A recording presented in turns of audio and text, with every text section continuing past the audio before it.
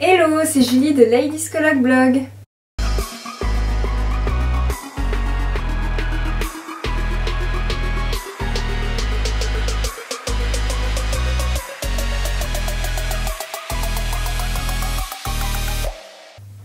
Alors on se retrouve aujourd'hui pour mon top 5 de mes livres préférés dans la collection H. Le choix a été difficile parce que je lis énormément de livres de chez Harlequin et donc de la collection H, mais j'ai réussi à vous faire un petit top aujourd'hui. Alors j'ai pas inclus en fait l'auteur Jake Ronover parce que je vous en parle énormément, donc ça serait un peu de la triche et puis j'ai l'impression de vous parler toujours de la même chose sinon, mais évidemment sinon de base elle fait partie de mon top 5. Alors pour le premier livre dont je voudrais vous parler, c'est ce livre-là qui s'appelle Juste quelqu'un de bien de Angela Morelli. Alors c'est une auteure que j'aime beaucoup, donc n'hésitez pas à aller la lire si vous ne la connaissez pas encore. Alors j'avais eu l'occasion aussi de la rencontrer pour la sortie de ce livre et du coup voilà, j'étais d'autant plus contente de pouvoir lui dire que j'aimais son écriture et ce livre. Alors ici on va rencontrer le personnage de Bérénice qui a déjà 34 ans et aussi le personnage de Aurélien. Alors dans cette histoire évidemment il y a l'amour et il y a un peu de romance, mais je trouve que c'est pas le point le plus important en soi parce qu'il y a aussi en fait le point de l'amitié qui est très important, l'amour familial et les générations. Donc voilà, c'est un tout qui fait que le livre, ce livre en tout cas est une réussite et que moi j'ai beaucoup aimé. Donc voilà, j'espère que vous l'avez aimé si vous l'avez lu aussi. En tout cas pour moi ça a été un réel coup de cœur et c'est vraiment un livre que je relirai avec plaisir. J'ai même prévu de le relire cette année parce que voilà, c'est vraiment... Déjà j'aime la couverture, mais je trouve que c'est une lecture très douce, vraiment qui me donne le sourire tout simplement et voilà. Le second livre que j'ai à vous présenter, c'est le livre Ton arrogance, mon insolence. Alors c'est un livre que j'ai lu il n'y a pas si longtemps que ça, mais que j'ai aussi beaucoup aimé évidemment si c'est dans ce top là.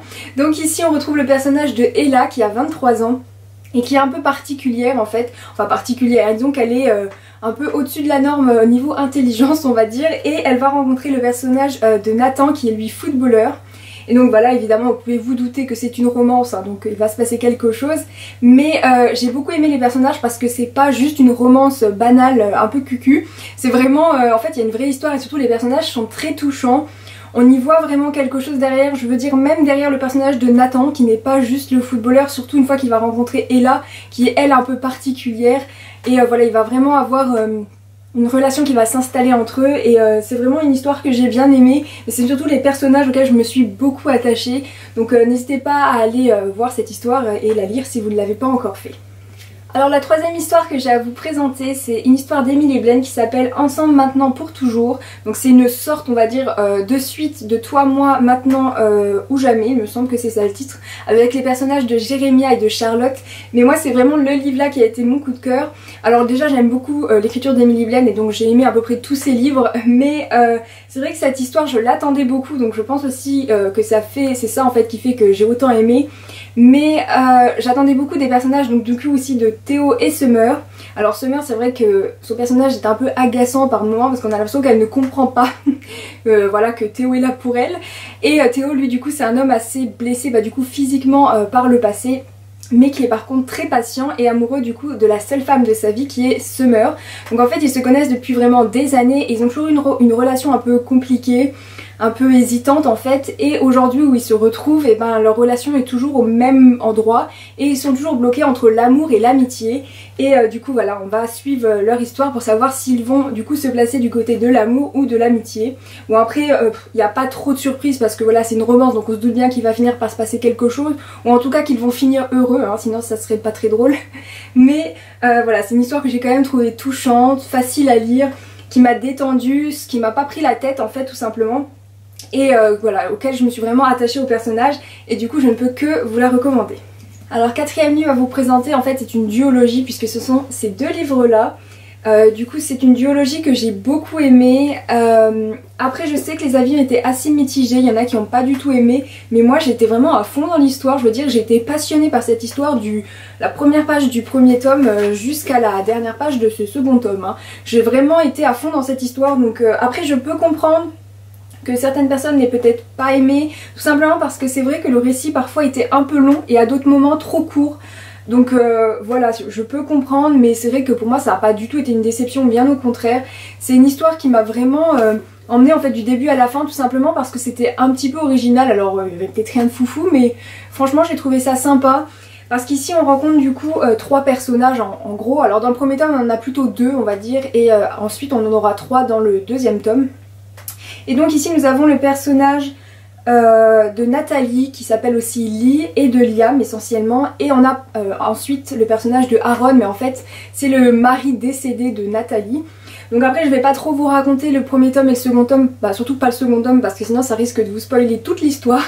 Mais il y a vraiment eu des rebondissements en fait dans cette histoire, surtout à la fin du premier tome. Et voilà, c'est ce que j'ai aimé. Après on voit vraiment 2 personnages qui se reconstruisent ensemble, qui apprennent à vivre ensemble, et surtout l'histoire d'amour ne va pas arriver dès la 3e page. Donc c'est aussi ce que j'ai aimé en fait dans cette duologie, tout simplement parce que la confiance arrive au fur et à mesure, l'amour aussi. Et voilà, c'était vraiment très très beau. On voit la reconstruction après le deuil, on voit comment apprendre à faire de nouveau confiance, etc. Donc moi en tout cas j'ai beaucoup aimé cette duologie, et si vous ne l'avez pas encore lue, je ne peux que vous la conseiller. Alors ma dernière histoire à vous présenter, c'est cette histoire qui a un peu plus de saison, hein, ça reste dans l'hiver, surtout par rapport à la couverture. Ce sont Les vrais amis ne s'embrassent pas sous la neige de Juliette Bonté. Alors c'est une histoire que j'ai aussi beaucoup aimée évidemment, mais surtout parce que en fait l'histoire d'amour en quelque sorte va s'installer au fil du temps aussi. Vous avez compris, je n'aime pas les histoires d'amour qui sont déjà parfaites dès le 2e chapitre, c'est pas trop mon truc. Et ici on va avoir donc 3 personnages. Il va avoir le personnage de Allison, de Luc et de Carl. Alors Carl c'est vraiment le mec en fait, qui t'énerve tout le long du livre, que tu ne supportes pas, qui voilà. Et Luc c'est plus le contraire, du coup le personnage que tu vas aimer, auquel tu vas apprécier, et tu vas donc espérer que Allison finisse plutôt avec lui qu'avec Carl évidemment. Mais tout n'est pas si facile que ça, hein. Et donc vous allez voir au fil du temps une histoire d'amour s'installer. Et aussi des désillusions, des secrets, etc. Parce qu'en fait tout n'est pas si facile à dire que ça.